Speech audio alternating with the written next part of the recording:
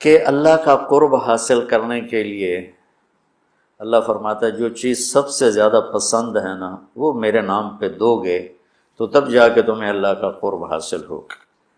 کہ محبت کے مقام تک پہنچنے کے لیے اپنی مرغوبات کو قربان کرنا پڑتا ہے، اور سب سے زیادہ انسان کو جو محبوب ہے وہ پیسہ ہے، کہ اس کے پورے قرآن میں بے اموالکم و انفسکم، بے اموالکم و انفسکم، کہ اللہ کو پاؤ، اللہ کے دین کے لیے محنت کوشش کرو، اپنے مال اپنی جان۔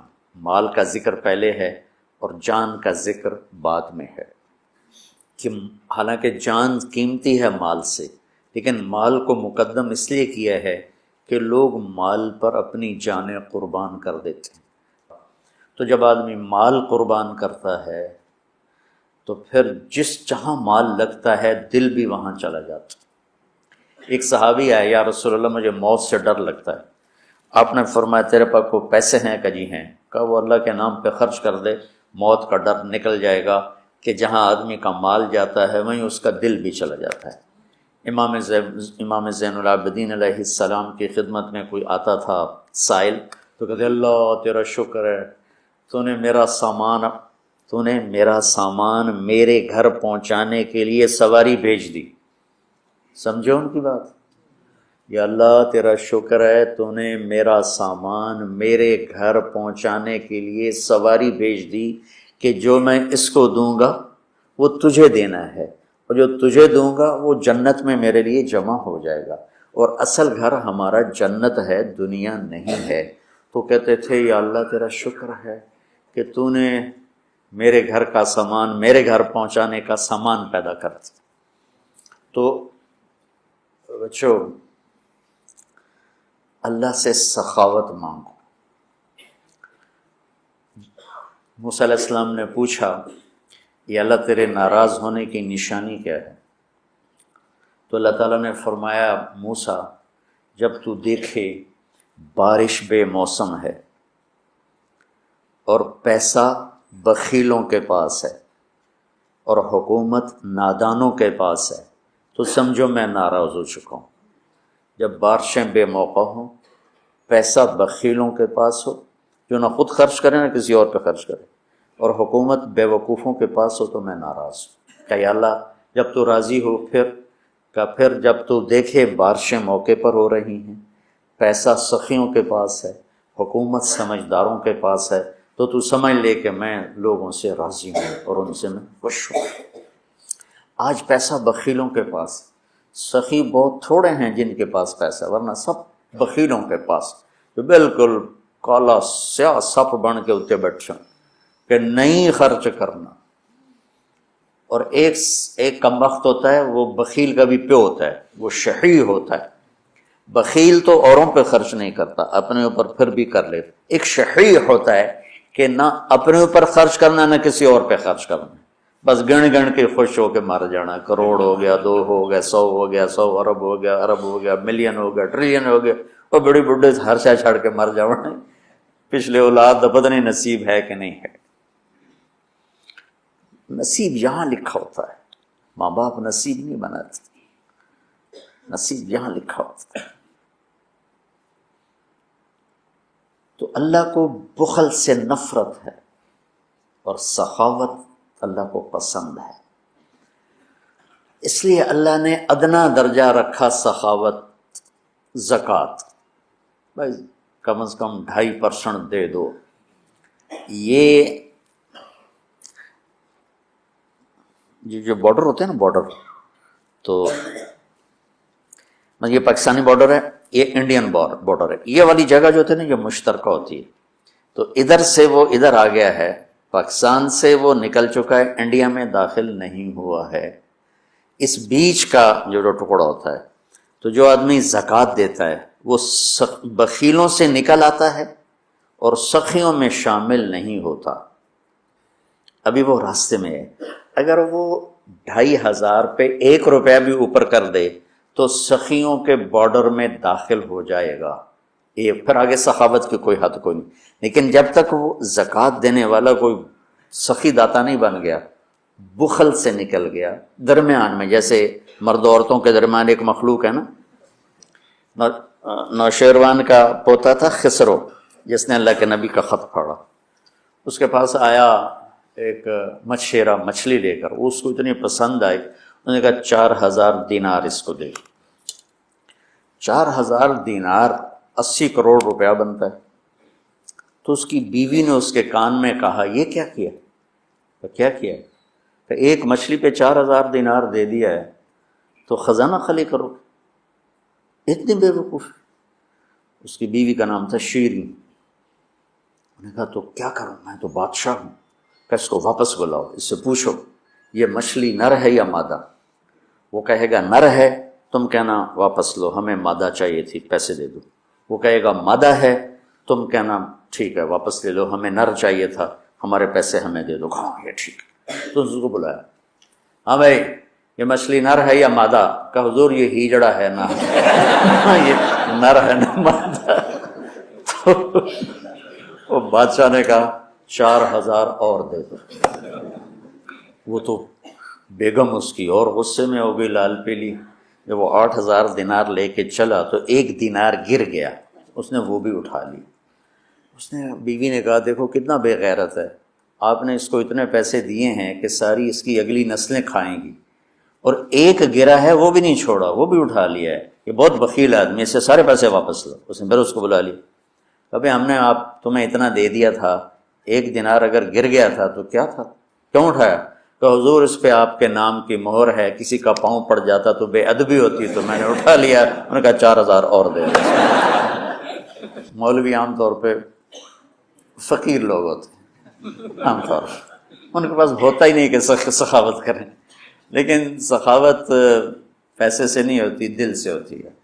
اللہ سے سخاوت مانگو کہ اللہ تمہیں سخی بنائے. عورتوں سے بھی کہتا ہوں، مردوں سے بھی کہتا ہوں، اللہ کے نام پہ خرچ کرنے کی عادت ڈالو. 100 میں 20 نمازی مل جاتے ہیں، لیکن 100 زکوٰۃ والے اکٹھے کروں نا تو ایک بھی زکوٰۃ دینے والا نہیں. کوئی 10,000 میں ایک آدمی ملتا ہے جو زکوٰۃ دیتا ہے، ورنہ نہیں دیتے.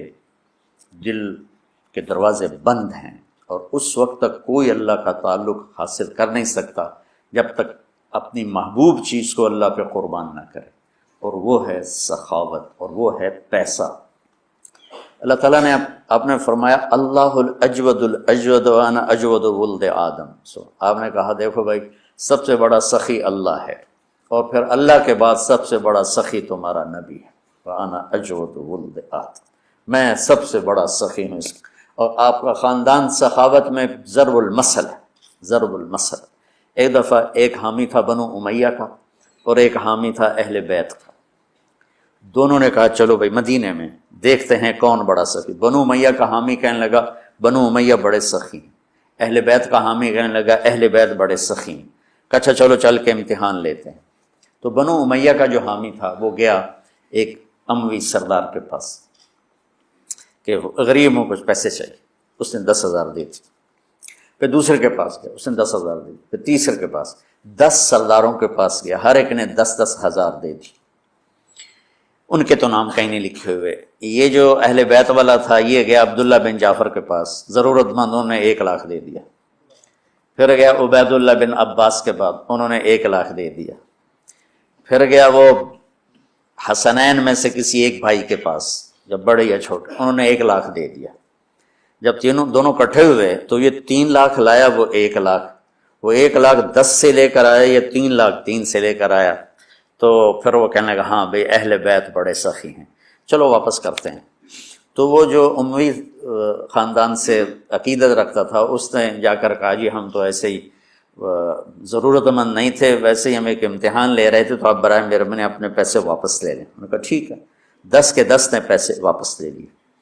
اب یہ گیا اہل بیت والا عبداللہ بن جعفر کے پاس، پھر عبید اللہ بن عباس کے پاس، یہ حسنین میں سے کسی ایک کے پاس. تو تینوں نے فرمایا کہ اہل بیت کے گھر سے جب کوئی چیز نکل جاتی ہے تو واپس نہیں آتی، جاؤ تمہیں ہدیہ ہے، تمہیں ہدیہ. اللہ اعلم حیث یجعل رسالتہ، اللہ کو پتہ ہے کہ اس نے رسالت کہاں رکھنی اور کہاں سے چننی ہے. اللہ کو سخی بن کے دکھاؤ. بخیل سے اللہ دوستی نہیں لگاتا، اور سخی سے اللہ دوستی نہیں توڑتا، چاہے وہ فاسق ہی کیوں نہ ہو. اور شیطان کہتا ہے مجھے بخیل سے کوئی ڈر نہیں ہے، چاہے تو راتوں کو تہجد پڑھے دن میں روزے رکھے، کہ اس کا بخل ایک دن اسے جہنم میں لے جائے گا، اور سخی سے ہر وقت ڈرتا رہتا ہوں کہ پتہ نہیں کب اس کی سخاوت اس کو جنت میں پہنچا۔ تو اللہ خود کریم ہے، سخی ہے، سخاوت کو پسند کرتا ہے۔ تو آپ بھی اس کی روایت ڈالو کہ کچھ نہیں، روزہ سال کے بعد ہے، وہ ابھی آ رہا ہے۔ میرے نبی پہ 9 رمضان آئے، 9 میرے نبی پر 9 رمضان آئے۔ مدینہ جانے کے بعد ہجرت کے دوسرے سال شعبان کی 2 تاریخ کو پیر کے دن روزے کا فرض ہونا نازل ہوا، اور میرے نبی ستمبر میں پہنچے ہیں مدینہ منورہ، اور رمضان یوں پیچھے جا رہا ہے، ستمبر سے اگست میں آیا ہے، اگست سے جولائی میں آیا ہے، اور جولائی سے جون میں آیا ہے، اور میرے نبی اللہ کے پاس چلے گئے۔ سارا رمضان میرے نبی نے گرمی کا گزارا، 9 رمضان سارے گرمی کے روزے، اور میرے نبی کی سحری ہوتی تھی 2 کھجور اور 1 گلاس پانی پر روزہ رکھتے تھے عام طور پر، کبھی کبھی کھانے کو بھی مل جاتا تھا، لیکن 2-3 کھجوریں اور 1 گلاس پانی۔ اس پر میرے نبی نے 9 رمضان گزارے، اعتکاف کر کے دکھایا، پورا مہینہ 20 دن 10 دن، پھر ساری زندگی 10 دن کا اعتکاف فرمایا شب قدر کی تلاش میں، اور امت کو خوشخبری سنائی۔ رمضان آ رہا تو میں تھوڑی سی تفصیل بتا دوں۔ میرے نبی ممبر پر آئے، کہنے لگے ماذا یستقبلکم وماذا تستقبلون، وہ کون آ رہا ہے؟ صحابہ وہ کون آ رہا ہے؟ پھر ہم نے کہا وہ کون آ رہا ہے؟ حضرت عمر کھڑے ہو گئے، یا رسول اللہ اوحی نزل، کیا کوئی وحی آ گئی؟ کہنا کیا کوئی دشمن آ گیا؟ نہیں۔ تو پھر کون آ رہا ہے؟ آپ نے کہا رمضان آ رہا ہے، رمضان آ رہا ہے، جنت کے دروازے کھل گئے، جہنم کے دروازے بند ہو گئے، رات کی تراویح کی نماز ملی۔ آپ کا رمضان آج کل بڑا اوکھا ہوگا لیکن اجر بھی بڑا ہوگا۔ میں نے ایک دن پہلے واپسی رکھی بھی 18 گھنٹے کون ہی تھے بکھا رہے۔ آپ تو پھنسے ہوئے، میں تو نہ پھنسوں، تو پھر اس کا اجر بھی اس کے مطابق ہوگا، اجر بھی اس کے مطابق ہوگا۔ تو میرے نبی کا سارا رمضان گرمیوں میں گزرا ہے، گرمیوں میں گزرا ہے، اور آپ نے 3 دن تراویح کی نماز پڑھائی۔ پہلے کسی امت پہ تراویح نہیں آئی، ہماری امت، اس امت پہ تراویح کی نماز آئی۔ پہلی امت کا روزہ مشکل، تو ہمیں ایک آسانی ملی، قیس بن سرمہ۔ پہلی امت کا روزہ 24 گھنٹے، 24 گھنٹے، 24 گھنٹے۔ جب ہمارے اوپر رمضان آیا 24 گھنٹے، پہلا روزہ، دوسرا روزہ۔ قیس بن سرمہ ایک صحابی ہیں، اونٹ چرانے والے۔ اگلا روزہ کیسے شروع ہوتا تھا؟ سورج ڈوبنے کے بعد آنکھ لگ گئی، روزہ شروع ہو گئی، روزہ شروع ہو گئی۔ جب تک جاگ رہے ہو کھاتے رہو، آنکھ لگی روزہ شروع ہو۔ یہ گھر آئے، کہنے لگے بیوی سے کوئی افطاری ہے؟ کہنے لگے ویلے بیٹھے ہیں، کیسے کوئی نہیں۔ پھر کہنے لگے تو اتنا تھک کے آیا ہے تو چلو میں تیرے لیے کچھ انتظام کر کے لاتی ہوں۔ اب یہ تھکے ہوئے آئے تھے، یہ لیٹے اور آنکھ لگ گئی، سورج ڈوب گیا، بیگم کو آنے میں دیر ہو گئی۔ جب وہ آئی دیکھا تو سوئے ہوئے، کہا لگتا ہے ابن سرمہ، ارے سرمہ کے بیٹے تیرا تو کم ہو گیا۔ ان کی آنکھ کھلی، کیا ہوا؟ کہ اگلا روزہ شروع ہو گیا۔ تو ظہر کی نماز میں آئے، مسجد میں تو بے ہوش ہو کے گر گئے۔ تو اللہ کے نبی نے پوچھا اس کو کیا ہوا؟ کہ یا رسول اللہ یہ سحری کے بغیر روزہ شروع کر دیا۔ تو میرے نبی کا دل ایک دم مٹھی میں آیا، تو میرے اللہ نے قرآن اتارا، چل میرے حبیب آپ کو رنجیدہ نہیں دیکھ سکتا، آپ کی امت کو اجازت ہے سحری تک کھاؤ، کلوا واشربوا حتی یتبین لکم الخیط الابیض من الخیط الاسود من الفجر ثم اتموا الصیام الی اللیل۔ رات کو آسانی کر دی، کھاؤ پیو۔ پہلے جب روزہ شروع ہوا تو ہر شے حرام ہوگی، بیوی بھی حرام ہوگی، خامد بھی حرام ہوگا، ہر شے حرام ہوگی۔ 1-2 واقعات اس طرح اوپر نیچے آئے کہ میرے رب نے سارا نظام بدل۔ ایک اور بدو آ گیا، یا رسول اللہ میں تو مارا گیا۔ آپ نے کہا کیا ہوا؟ کہ میں روزے کی حالت میں بیوی کے پاس چلا گیا۔ آپ نے کہا اچھا تو غلام آزاد کر۔ کہ میں غریب بندہ کہاں سے غلام آزاد کروں؟ آپ نے کہا تو پھر 60 مسکینوں کو روٹی کھلا۔ کہنے کا میں آپ مسکین ہوں، میں کتوں روٹی کھواؤں؟ آپ نے کہا اچھا پھر 60 روزے رکھ۔ کہنے کا ایک روزے آئے کم کیتا 60 روزے کی تھوک، ایک روزے میں یہ چاند چڑھایا 60 روزوں میں کیا کروں گا؟ تو آپ بڑا ہنسے، آپ کہا چپ ہے جا۔ تھوڑی دیر گزری تو ایک صحابی آئے، یا رسول اللہ یہ صدقے کی کھجوریں ہیں۔ صاحب نے آؤ بھائی کتنے ہیں؟ کہ بیٹھا کیوں رہا، یہ لے جا اور مدینے کے 60 غریبوں کو دے دے۔ وہ کہنے لگا یا رسول اللہ اللہ کی قسم مدینے میں مجھ سے بڑا غریب کوئی نہیں، تسی نہیں کرو، میرا جرمانہ مینوں ہی حلال کرو۔ تو آپ اتنا ہنسے کہ یہ دانت نظر آنے، یہ داڑے نظر آئے، اتنا ہنسے یہاں تک آخری دانت نظر آنے لگے۔ آپ نے کہا اچھا بھائی تیرا جرمانہ تینوں ہی حلال کیتا، پر اور کسی واسطے نہیں، صرف تیرے واسطے۔ تو یہ اوپر نیچے ایسے کام ہوئے تو میرے رب نے کرم کیا کہ چلو تمہارے لیے رات ساری حلال ہے، ہر حلال چیز حلال ہے۔ سحری کے بعد ختم، تو روزہ کھانے کا ٹائم تبدیل کیا، ایک نماز کا اضافہ کیا، تراویح۔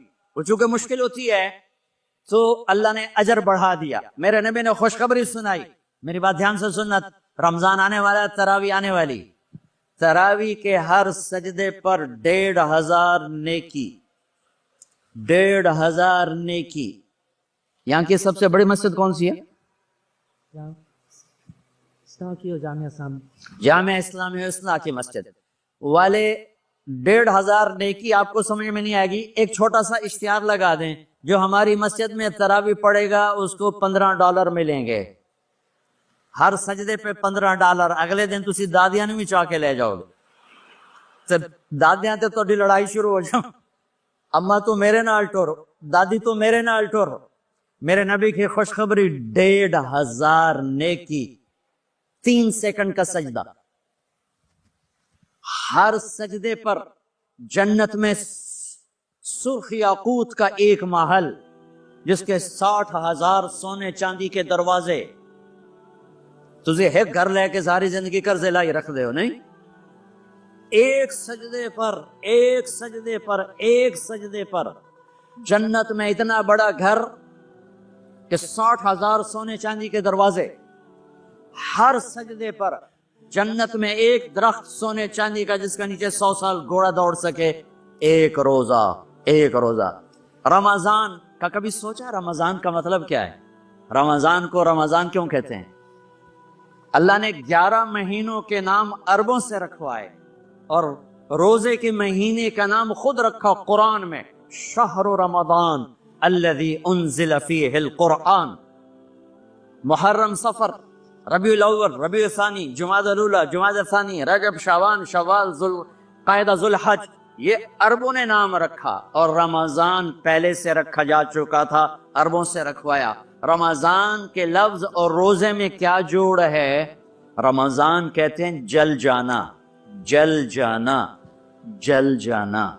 تو اس کو روزے کے ساتھ کیا مناسبت ہے کہ جب کوئی مرد عورت روزہ رکھتا ہے یا رکھتی ہے تو پچھلے 330 دن کے گناہ، آج روزہ رکھا، پٹی تیار ہو گئی، گناہ ڈال کے جلاؤ، دوسرے دن اور گناہ جلاؤ، تیسرے دن اور گناہ، چوتھے دن اور، 30ویں دن سارے گناہوں کو اللہ تعالیٰ جلا کے، راکھ کر کے، ایمان والے مرد عورت کو پاک کر کے، صاف کر کے، آخری رات کہتا ہے جاؤ بخشے بخشائے چلے جاؤ، جاؤ بخشے بخشائے چلے جاؤ۔ تو میرا نبی تو 2 کھجور پہ روزہ رکھتے تھے۔ اور ایک بڑا خوبصورت واقعہ ہے رمضان کا، کہیں سے بکرے کی سری پکی ہوئی آ گئی تو آپ بڑے شوق سے کھا رہے تھے، اور ساتھ ارباز بن ساریہ بھی تھے، حضرت علی بھی تھے، اور حضرت مقداد بھی تھے، 3-4 آدمی سحری کھا رہے تھے۔ بلال رضی اللہ تعالیٰ عنہ آئے کہ یا رسول اللہ سحری کا ٹائم ختم ہو گیا ہے، میں اذان دینے جا رہا ہوں، آپ کھانا پینا بند فرما دیں۔ اب میں کہا ٹھیک ہے، وہ باہر چلے گئے، اذان دینے لگے، پھر خیال آیا میں دیکھ لوں کہ آپ نے کھانا چھوڑا کہ نہیں چھوڑا، واپس آئے تو آپ کھا رہے تھے۔ کہا یا رسول اللہ واللہ لقد اصبحت، اللہ کی قسم صبح ہو گئی۔ آپ نے ہاتھ پیچھے کر لیا، کہا ارے بلال نہیں ہوئی تھی، نہیں ہوئی تھی، تیرے قسم کھانے پر اللہ نے پہلے نکال دیا کہ تیری قسم جھوٹی نہ پڑے۔ حضرت علی نے فرمایا اگر بلال قسم نہ اٹھاتے تو جب تک میرے نبی کھاتے رہتے اللہ صبح کو پیچھے ہٹاتے جاتے، ہٹاتے جاتے۔ دیگ پک رہی تھی، ابو عبیدہ رضی اللہ تعالیٰ عنہ بن جراح وہ دیگ پکا رہے تھے، बकरा। आपने कहा अबू बैद ये मुझे बकरे की दस्ती पकड़ाना, अगले बाजू। आपको अगले बाजू का गोश्त पसंद था, गर्दन का गोश्त पसंद था, ये कमर की पुट का गोश्त आपको पसंद था, दूध पसंद था, बरनी खजूर पसंद थी, अजवा खजूर पसंद थी, ताजा रोटी पसंद थी। आप या ताजा खाते थे या फाका? थोड़ी तरह नहीं 8 दिन पका के फ्रिज ठोक दे हो तो कट कट के गरम की रखो तो खाती रखो। या आप ताजा खाते थे या फाका फरमाते थे? एक दफा फतह मक्का पर उम्मे हानी के घर आपने बासी रोटी खाई, वरना आपने हमेशा ताजा या फाका या ताजा या फाका। कभी जिस खाने पे रात गुजर जाती उसे नहीं खाते थे, तुसी माशाल्लाह 8 रातां जो खादी जांदे हो खादी जांदे। हाँ,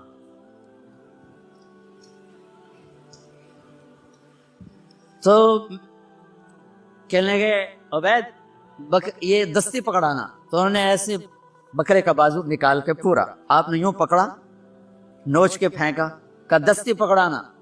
आपने उन्होंने यूं निकाला, डोई से आपने पकड़ा, खाया, फेंक। कहा मुझे बकरे का बाजू दस्ती पकड़ाना। कहा या रसूल अल्लाह बकरे की 2 ही होती हैं। आपने कहा तेरा भला हो जाए, अगर तू मेरे कहने पे डोई डाल देता, जब तक मैं कहते रहता अल्लाह मुझे निकाल के खिलाता रहता, अल्लाह मुझे निकाल के खिलाता रहता। अल्लाह ने रमजान भेजा हुआ है, रमजान आ रहा है, अल्लाह की रहमतों का जन्नत के दरवाजे खुल गए, जहन्नुम के दरवाजे बंद हो गए। एक दूसरे को माफ कर दो, रोजे की हिफाजत करो। आप बहुत से बहन भाई आए बैठे हो, लड़े हुए होगे, नाराज हो गए, मियाँ बीवी लड़े हुए होंगे, भाई बहनें लड़ी होंगी। रमजान आ रहा है, तैयारी करो। जैसे हज पर जाने से पहले माफिया मांगते हो, रमजान से पहले भी एक दूसरे से माफी मांगो, एक दूसरे को माफ करो, एक दूसरे को दरगुजर करो, खुद जाके माफी मांग लो। अल्लाह आपका मकाम ऊंचा कर देगा, मर्तबा ऊंचा कर देगा। आखिरी रात अल्लाह ताला फरमाते हैं जाओ, तुम्हारे रात की क़याम और दिन के रोजे के बदले तुम्हें सबको माफ कर दिया, मांगो। और एक रात अल्लाह ने शब कदर बनाई जो 1000 रातों के बराबर कर दी। वो आज आपकी तो रातें ही बड़ी छोटी हैं, 5 रातें जाग लो, 3 घंटे दी भी नहीं रात होंगी, तो 5 रातें जाग लो, 21, 23, 25, 27, 29, इनमें से एक रात जरूर शब कदर होगी। एक रात का जागना 80 साल की इबादत से बढ़िया हो जाएगा। सिर्फ एक रात का जागना, एक रात का जागना। एक शर्त है, दिल में बुग़्ज़ ना हो, नफरत ना हो, हकारत ना हो, किसी मुसलमान को हकीर ना जानो, बल्कि किसी इंसान को हकीर ना जानो, तो आपकी बंदगी अल्लाह की बारगाह में पहुंचकर आपके मकाम को ऊंचा कर देंगी। तो इबादत में एक नमाज है, फिर एक रोजा है, फिर ज़कात और हज मालदार लोगों का फरीजा है, गरीबों का नहीं है, मुतवस्सित तबके का नहीं है। तो इबादत का जो निसाब है बड़ा मुख्तसर है। 5 नमाजों पे कितना वक्त लगता है? रोजे साल के बाद आते हैं, गुंजाइश है, बीमारों बाद में रख लो, मरीजों बाद में रख लो, ज़कात सारे साल में किसी वक्त दे दो, हज जिंदगी में कब किसी वक्त कर लो। ये एक छोटा सा निसाब है। दूसरा मेरे नबी की जिंदगी का पहलू जिसे मैं हाईलाइट करना चाहता हूँ, जो नुमाया है, जो रोशन है, वो मेरे नबी की जिंदगी है, वो मेरे नबी के अखलाक हैं, वो मेरे नबी का दरगुजर है, मेरे नबी का पैगाम